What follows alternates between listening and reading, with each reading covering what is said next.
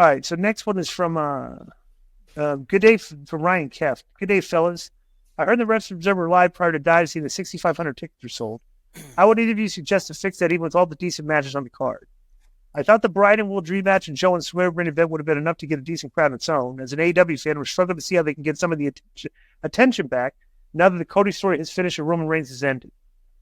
Bro, good storytelling is, the WWE crowd likes to pull up like certain data points, like like the Ospreay match, the Wembley card. If they get a good audience, so often they'll keep harping on it. We did, back in August we did 80,000 women, but it's like you got to do weekly television, and they're still struggling with getting guys over on weekly television. So, and that's what we talk about it in the reviews all the time. So I don't know. Got any comment? Well, worse than making guys is drawing people. Right. And I think what's happened is because he's saying that this dynasty didn't sell out, or it did. Yeah, I don't think it did. Okay. What happened. It almost did. It's I think maybe a couple hundred tickets or so. It's just all right. Then that's not bad. No, that's fine. Yeah. But this is the thing, and this is professional wrestling. Is like, while they've been pretending that their ratings are fine because they're the Warner Brothers is happy with it. They're doing good numbers in the demo. When you start talking about that, and you're thinking they're fine, but you're constantly looking and you're having trouble filling your crowds for your television shows. It's not fine. You need to increase your audience so you can have bodies to fill the seats at the shows. As common sense promotion, professional wrestling, it's like Tony has not really grasped that concept yet. He'd rather just hear people say you're doing fine in things, and even though I'm having trouble putting 3,000 people in a 10,000 seat arena for a TV taping, it's like, everything's not fine. And you need to, like, if you want to be, if you want to be competitive, you got to up your game. And I just think that they've been satisfied with doing the same, type of booking that they do, where it's just, cold matches, just, I don't know. We can talk about when we talk about the review. You got any comment? Yeah, the same thing we've been saying at the beginning. I think people gave AEW a pass, and they should give them a pass because they didn't, right. They were, and it's almost like if you're a supervisor and like a guy comes into work late his first day, you might let it go. Then the second time you're like, hey, you can't be showing up late here. Compared to a person that's been working there for a year and they start showing up late, you're going to be a lot different the way you treat them. And I think what happened is the honeymoon period was over after the second year. And bro, everything that we were saying that we were haters and all this other is all coming to fruition. You're starting to hear a lot of people agree with a lot of the stuff that we were saying. Right. I rest my case, dude. Yeah. The plus too, it's funny. Dave is constantly on Twitter just defending the company. Like when the story came out that they're worth $2 billion. Did you see that did we talk about that last week when they had a $2 billion valuation? Yeah, it was Madden. And they're claiming that, whatever. But my point is like. But even Dave said there's no way that they're making that much money. No. Here's my point, bro. They've gone 4 straight years. They still have not made money in a year. Right. Okay. And I want to tell them, and they're still saying everything's fine and stuff. Like, okay, how many years are you going to go of not making money till at one point we say, hey guys, this is not working? I think they're really banking, Glenn, on getting a big distribution deal. Why haven't they gotten one then? That's another thing. He did the media scrum. I think it's in 2025, maybe. Well, no, they're okay. So in the media scrum, and people reported this about a week ago. Okay, right. That the exclusive negotiating window for Warner Brothers is coming up. Right. Okay, but nobody knows exactly when that is. But it's reporting it is coming up. Okay, and Tony clapped back at Eric Bischoff on Twitter recently. When Eric came out with the quidditch, he finished his show. Try to find that tweet, Joe, where 83 week, well, not 83 weeks, the business of the business, or whatever. What's the Strictly Business? The business show that Eric does with that guy John Alba, and he quit. Yeah, and Eric posted that I'm not going to be doing the show anymore. Tony clapped back at him. It's like, oh, how convenient! Like, you're ending your show when we're in the midst of getting our new rights increase. Yeah. Like he said, we're going to be getting a whole bunch of new money. But it was very interesting that Tony said last night that in the media scrum, I listened to the media scrum, okay, but I listened to Tony's part, and this is the way he described it. When people say, what's to do with it? He literally said this. He goes, I think we're still in an exclusive negotiating window with Warner Brothers. And my thing is like, dude, you're not in discussions with them? And he keeps saying, I got to text them. They loved it. He always says everything with Warner Brothers is great. Oh, they loved it. They loved this. Like that. What did Warner Brothers? I got to text them. They loved the show. They loved it. Everything's great. Like you use the word great like 50 times, right? But it's like you don't know. Like that seems like a weird thing to say, which lends me to believe it's like they're not really in negotiations right now because maybe Warner Brothers want to see where this thing is trending before they give them a number. Well, I would think, what do you think why he would say that? Say, he said, I think we're in still an exclusive window, the negotiating window with Warner Brothers. Okay, the first thing that jumps out at me is, I think you don't know. Right. Exactly. That's what I'm like. This isn't important. It's like, right. I wasn't even, that's what I was thinking, bro, The other thing is that we've seen that he's said that a lot of times they're number one, like in their time slot or their night or whatever. Mm-hmm. And they're usually between 1, 2, or 3, Right. Mm-hmm. But I've never really heard, I think one time, I've never really heard WBD put them over. Well, he claims they do to him. No, but publicly. Right. Exactly. That's just my. Why is there not saying, hey, this is one of our best producing shows. We hope to do more stuff with them. I've never really heard them doesn't mean they're not doing good. I've just usually when your shows are doing good, you tout them, Joe, try to look that up.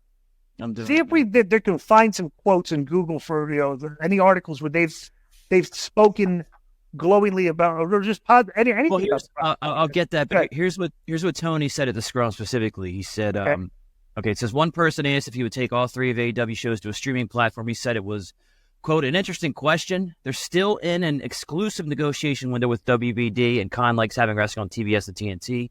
He hopes to have AEW's library online in 2025, mentioning AEW and Ring of Honor libraries, while also mentioning, Okay, let me just cut you off real quick. Yeah. That's not a completely accurate quote because read the quote again from the beginning. The person asked a question. What did he say? Would you take all 3 of AEW shows to a streaming platform? Tony said it was an interesting question. They're still in the exclusive negotiation window. Okay, no, that's okay. When he says they're still in the exclusive, he didn't say that. Huh. He said, I think we're in. Huh. Like he said, he didn't come out and say we're in the exclusive because it stuck out to me. I was like, wow, that's kind of a weird thing to say. I think we're in. He didn't know. I don't know. That's why I thought it was interesting. But now you read the report, and that's not exactly what he said. No, we can actually maybe pull the YouTube clip because I know where the clips are. Yeah, if you guys want to, if you actually pull it up, Joe. Yeah, let me see. The thing it's at 1:06, 1 hour and 6 minutes is interesting quotes, and 1 hour and 10 minutes. He's got interesting quotes. Maybe we can bring that up, but let's continue here. I got it here, so we can just go right into it. Oh, go ahead. Okay. Go to those way 106. So here's 106. Yeah.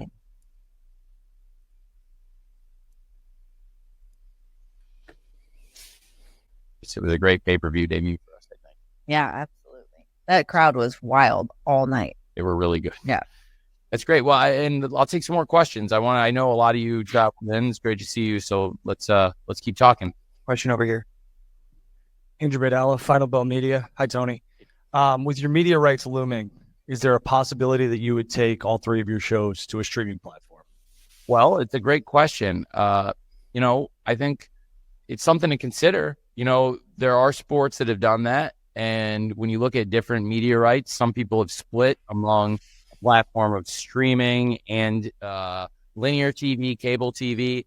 We're going to have a lot of great options. Right now, I think we're in an exclusive negotiating window with Warner Brothers Discovery, which is amazing.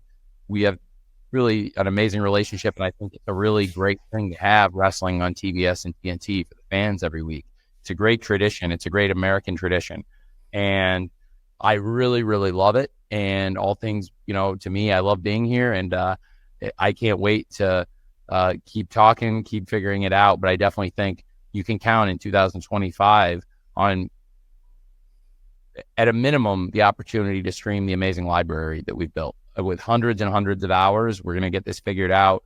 I know in 2025, we'll have now it's crazy because we're approaching, I think, 240 episodes of Dynamite.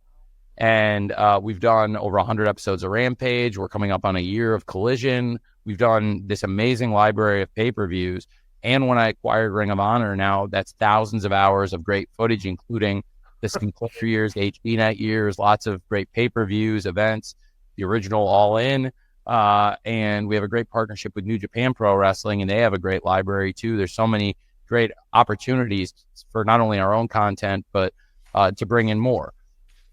It's going to be really interesting to see in 2025. I think we've shown now with the debut of AEW Dynasty, we've got this amazing track record of delivering on pay-per-view events. So there'll be so much great content. But for the future of Dynamite, Rampage, Collision, I think there's a great opportunity to reach the fans across multiple platforms. And really, after doing a great show like this and great shows like Revolution and the great run we've been on lately, it bodes really well, I think, for us having a lot of good options for next year. Thanks. Okay, cut that off. Uh-huh. All right. So what did you get anything, any subtlety out of that? Any nuance, Konnan? No. Okay, I did. Okay. A couple things he didn't really sound very as positive as I would think going into like this negotiation window. But then the one interesting thing that I think he said, at the bare minimum, we're going to have the ability to stream our library. And I honestly, literally, what if they just go to a stream? It's like just a live, like if that's really the only positive metric they have to promote right now, is their streaming library. I mean, I don't know, but I want to say this, and this is interesting. Well, I'm sorry, real quick, Disco. If WWE already has Netflix, then what?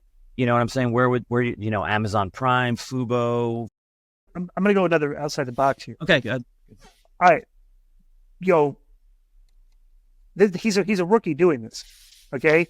And he had a connection with Warner Brothers to basically, get a deal done to get on TV, right? Mm-hmm. Bro, this is his first renegotiation of TV rights deals.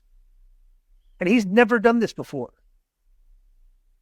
And it was funny too, because Vince McMahon hired Nick Khan to deal to as an agent to get the original deals with Fox and Peacock.